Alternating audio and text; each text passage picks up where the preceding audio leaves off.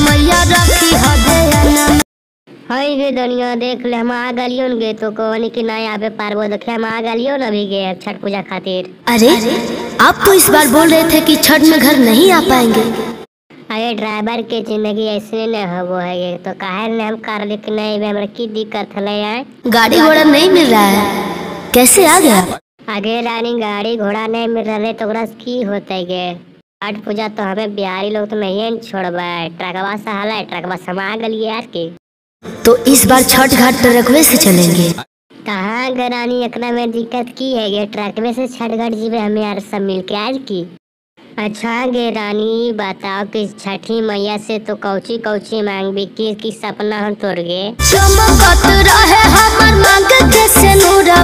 अच्छा गे धानी चमकत रह तो मांग के सिनुरवा। अच्छा और कुछ चाहिए तोरा और कुछ तोरा की हंसी खुशी रहे परिवार।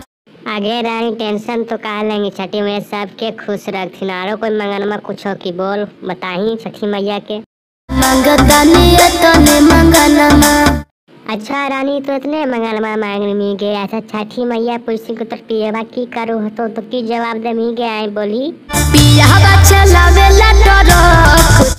अच्छा रानी छठी मैया कामे की पियवा में ट्रक चलबो है ट्रकबा चलबो तो ओकरा कुछ छठी मैया के बोलियो कुछ चाहो है की छठी मैया रखी हदेना। अच्छा रानी बताओ कि छठी मैया पूछनी कि तोर सजनमा कितना पढ़ल हो तो कितना बताईनी। पढ़ल लिखल भले धनी कम बस सजनमा।